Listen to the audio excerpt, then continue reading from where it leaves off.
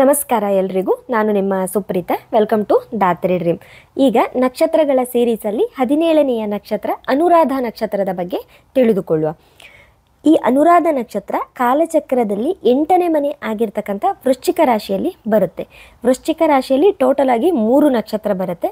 ವಿಶಾಖ ನಕ್ಷತ್ರದ 1 ಪಾದ, ಅನುರಾಧ ನಕ್ಷತ್ರದ 4 ಪಾದಗಳು ಮತ್ತು ಜ್ಯೇಷ್ಠ ನಕ್ಷತ್ರದ 4 ಪಾದಗಳು. ವಿಶಾಖ ನಕ್ಷತ್ರದ ಬಗ್ಗೆ ನಾವು ಆಲ್ರೆಡಿ ಲಾಸ್ಟ್ ವಿಡಿಯೋದಲ್ಲಿ ಡಿಸ್ಕಸ್ ಮಾಡಿದ್ದೀವಿ. ಈಗ ಅನುರಾಧ ನಕ್ಷತ್ರ ವೃಶ್ಚಿಕ ರಾಶಿಯಲ್ಲಿ ಇರ್ತಕ್ಕಂಥ 30 ಡಿಗ್ರಿಯಲ್ಲಿ 3 ಡಿಗ್ರಿ 21 ನಿಮಿಷದಿಂದ 16 ಡಿಗ್ರಿ 40 ನಿಮಿಷದವರೆಗೆ ಏನೇನು ಗುಣ ಇರುತ್ತೆ ಅದನ್ನು ತಗೊಳ್ಳುವಂಥದ್ದು ಈ ಅನುರಾಧ ನಕ್ಷತ್ರ.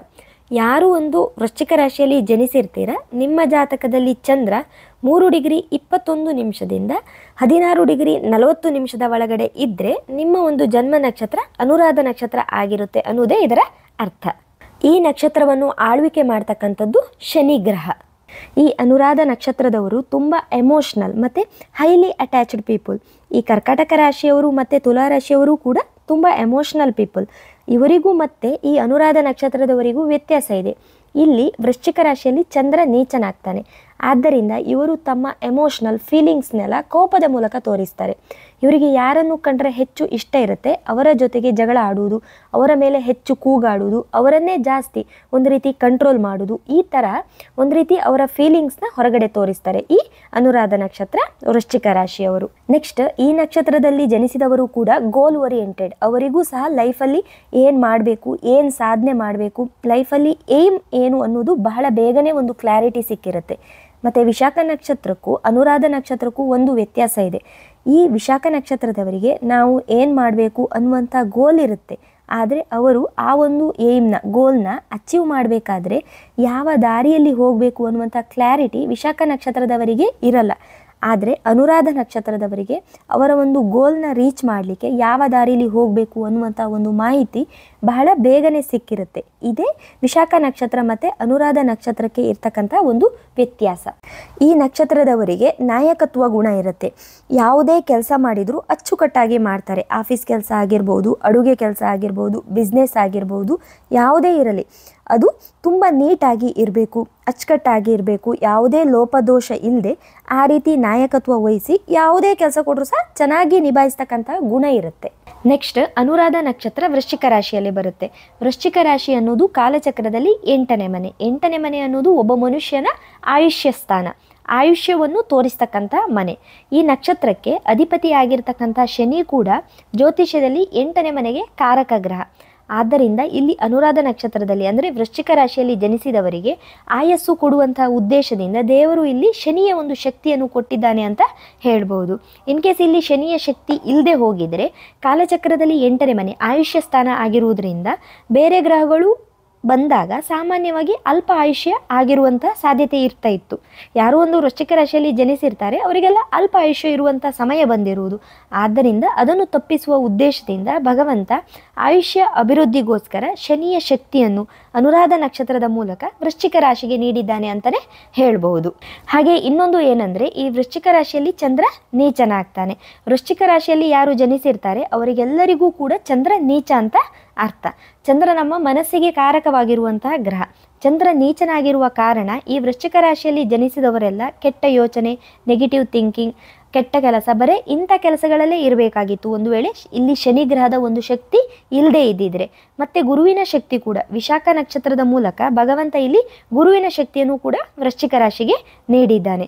ಹಾಗಾಗಿ ವಿಶಾಖ ನಕ್ಷತ್ರ ಮತ್ತು ಅನುರಾಧ ನಕ್ಷತ್ರದ ಮೂಲಕ ಈ ಚಂದ್ರನ ನೀಚ ಸ್ಥಾನ ಆಗಿರ್ತಕ್ಕಂಥ ವೃಶ್ಚಿಕ ರಾಶಿಗೆ ಅದೆಲ್ಲ ತಪ್ಪಿಸಿ ಒಂದು ಒಳ್ಳೆ ದಾರಿಯಲ್ಲಿ ನಡೆಯುವ ಉದ್ದೇಶವನ್ನು ಭಗವಂತ ನೀಡಿದ್ದಾನೆ ಅಂತ ಹೇಳ್ಬೋದು. ನೆಕ್ಸ್ಟ್, ಈ ನಕ್ಷತ್ರದವರಿಗೆ ತುಂಬ ಸೀಕ್ರೆಟಿವ್ ನೇಚರ್ ಇರುತ್ತೆ. ಇವರು ಏನು ಮಾಡ್ತಾ ಇದ್ದಾರೆ ಅನ್ನೋದನ್ನು ಕಂಡುಹಿಡಿಯೋದಕ್ಕೆ ಯಾರಿಂದನೂ ಸಾಧ್ಯವಿಲ್ಲ, ಅಷ್ಟು ಸೀಕ್ರೆಟಿವ್ ನೇಚರ್. ಈ ಡಿಟೆಕ್ಟಿವ್ ಏಜೆಂಟ್ಸ್ ಇರ್ಬೋದು, CBI ಆಫೀಸರ್ಸ್ ಇರ್ಬೋದು, ಇವರೆಲ್ಲ ಸಾಮಾನ್ಯವಾಗಿ ಈ ನಕ್ಷತ್ರದವರೇ ಜಾಸ್ತಿ ಆಗಿರ್ತಾರೆ. ಯಾಕಂತಂದರೆ ನಾವು ಏನು ಮಾಡ್ತಾ ಇದ್ದೀವಿ ಅನ್ನೋದನ್ನು ಕೆಲವೊಂದು ಸಲ ಹೈಡ್ ಮಾಡ್ಕೊಳ್ಬೇಕಾಗತ್ತೆ, ಯಾರಿಗೂ ಗೊತ್ತಾಗದೇ ಇರೋ ಹಾಗೆ. ಸೀಕ್ರೆಟಿವ್ ನೇಚರ್ ಸ್ವಲ್ಪ ಜಾಸ್ತಿ ಇರುತ್ತೆ, ನೆಗೆಟಿವ್ ಸೈಡ್. ಶನಿ ಬಲವಾಗಿದ್ದರೆ ತೊಂದರೆ ಇರಲ್ಲ. ಶನಿ ಬಲವಾಗಿಲ್ಲ ಅಂದಾಗ ನೀವು ಏನಾದರೂ ಸೀಕ್ರೆಟಿವ್ ಆಗಿ ಇಡಲಿಕ್ಕೆ ಹೋದರೆ ಅದು ಯಾವುದೋ ಬೇಡದೇ ಇರುವಂಥ ಟೈಮಲ್ಲಿ ಇನ್ನೊಬ್ಬರಿಗೆ ಗೊತ್ತಾಗಿ ಪ್ರಾಬ್ಲಮ್ ಆಗುವಂಥ ಸಾಧ್ಯತೆ ಇರುತ್ತೆ. ಇದು ಸಾಮಾನ್ಯವಾಗಿ ಆಗೋದು ಈ ಲವ್ ರಿಲೇಷನ್ಶಿಪ್ಪಲ್ಲಿ ಯಾರು ಇರ್ತಾರೆ ಬಿಫೋರ್ ಏಜ್ ಆಫ್ 25 ವರ್ಷಕ್ಕಿಂತ ಮುಂಚೆ ಯಾರು ಒಂದು ಲವ್ ರಿಲೇಷನ್ಶಿಪ್ಪಲ್ಲಿ ಇರ್ತಾರೆ ಅವರಿಗೆ ಇದು ತುಂಬ ತೊಂದರೆ ಕೊಡುತ್ತೆ. ಅಂದರೆ ನೀವು ಏನೋ ಒಂದು ಮುಚ್ಚಿ ಇಟ್ಟಿರ್ತೀರ ಅವ್ರ ಹತ್ರ, ಯಾವಾಗಲೂ ಸಡನ್ನಾಗಿ ಆ ವಿಷಯ ಹೊರಗಡೆ ಬಂದು ಪ್ರಾಬ್ಲಮ್ ಆಗುವ ಸಾಧ್ಯತೆ ಇದೆ. ಆದ್ದರಿಂದ ಸೀಕ್ರೆಟಿವ್ ನೇಚರ್ ಕೂಡ ಕೆಲವೊಂದು ಸಲ ಇವರಿಗೆ ತೊಂದರೆ ಕೊಡುತ್ತೆ ಅನುರಾಧ ನಕ್ಷತ್ರದವರಿಗೆ. ನೆಕ್ಸ್ಟ್, ಇವರು ಕೂಡ ಓಪನ್ ಮೈಂಡೆಡ್ ಪೀಪಲ್. ಅಂದರೆ ಇವರು ಏನಾದರೂ ಒಂದು ಸಜೆಷನ್ನ ಯಾರಾದರೂ ಕೊಟ್ಟರೆ ಅದನ್ನು ಸೀರಿಯಸ್ ಆಗಿ ತಗೊಳ್ತಾರೆ. ಆದರೆ ಒಂದು ಪ್ರಾಬ್ಲಮ್ ಇದೆ, ಯಾಕಂದರೆ ಇದು ಚಂದ್ರನ ನೀಚ ಸ್ಥಾನ, ಮನಸ್ಸು ಸ್ಥಿರತೆ ಇರುವುದಿಲ್ಲ.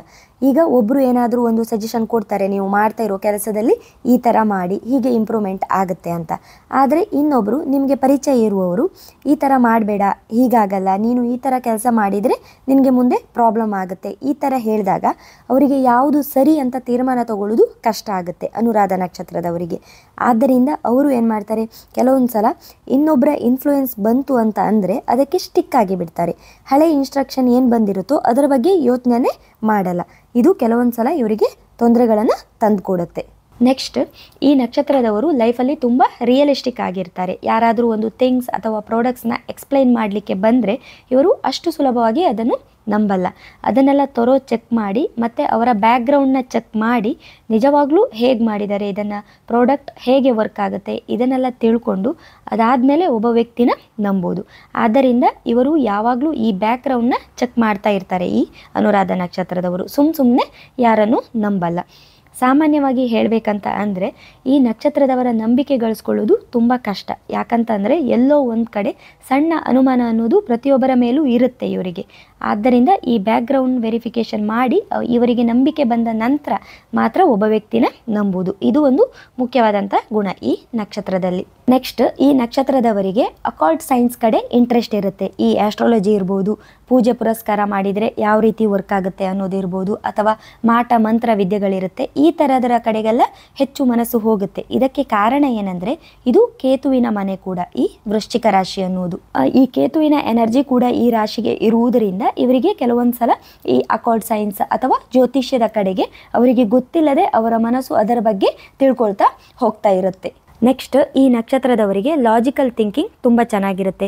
ಏನಾದರೂ ಒಂದು ವರ್ಕ್ ಆಗ್ತಾ ಇದೆ ಅಂದರೆ ಅದು ಹೇಗೆ ವರ್ಕ್ ಆಗ್ತಾ ಇದೆ ಅನ್ನುವ ಒಂದು ಲಾಜಿಕ್ನ ಅರ್ಥ ಮಾಡಿಕೊಳ್ಳುವಂಥ ಕೆಪಾಸಿಟಿ ಈ ನಕ್ಷತ್ರದವರಿಗೆ ಹೆಚ್ಚಾಗಿರುತ್ತೆ. ಆದ್ದರಿಂದ ಇವರು ಸಾಮಾನ್ಯವಾಗಿ ಎಲ್ಲಿ ಒಂದು ನಂಬರ್ಸ್ ಇರುತ್ತೆ, ಅಂದರೆ ಮ್ಯಾಥಮೆಟಿಕ್ಸ್ ಇರ್ಬೋದು, ಇಂಜಿನಿಯರಿಂಗ್ ಇರ್ಬೋದು, ಬ್ಯಾಂಕಿಂಗ್ ಸೆಕ್ಟರ್ಸ್ ಇರ್ಬೋದು, ಈ ಥರದ್ರಲ್ಲೆಲ್ಲ ಇವರಿಗೆ ಬಹಳ ಯಶಸ್ಸು ಸಿಗುವಂಥ ಕೆಲಸಗಳು ಅನುರಾಧ ನಕ್ಷತ್ರದವರಿಗೆ.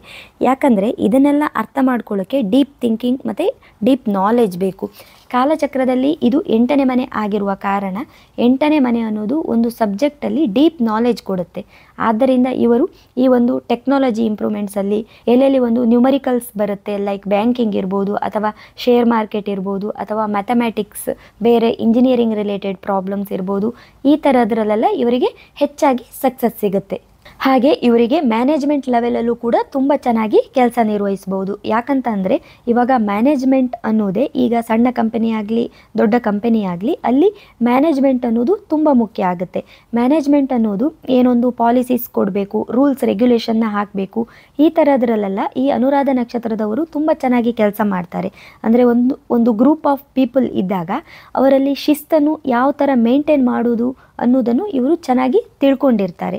ಯಾಕಂತಂದರೆ ಈ ನಕ್ಷತ್ರದ ಅಧಿಪತಿನೇ ಶನಿ ಶಿಸ್ತಿಗೆ ಕಾರಕವಾಗಿರ್ತಕ್ಕಂಥ ಗ್ರಹ. ಶನಿಯ ಎನರ್ಜಿ ಕೂಡ ಕಾಲಚಕ್ರದಲ್ಲಿ 8ನೇ ಮನೆ ಆಗಿರ್ತಕ್ಕಂಥ ಈ ವೃಶ್ಚಿಕ ರಾಶಿಗೆ ಇರುವುದರಿಂದ they are good at all managing activities. And ಹೊಸ ರೂಲ್ಸ್ ಮಾಡಿದರೆ ಒಂದು ಗ್ರೂಪ್ ಆಫ್ ಪೀಪಲ್ ಇರುವ ಕಡೆ ಯಾವ ತರಹ ರೂಲ್ಸ್ ರೆಗ್ಯುಲೇಷನ್ ಮಾಡಿದರೆ ಎಲ್ಲರೂ ಶಿಸ್ತಿನಿಂದ ವರ್ತಿಸ್ತಾರೆ, ಇದನ್ನೆಲ್ಲ ತೀರ್ಮಾನ ತಗೊಳ್ಳೋದ್ರಲ್ಲಿ ಇವರು ತುಂಬ ಎಕ್ಸ್ಪರ್ಟ್ ಆಗಿರ್ತಾರೆ.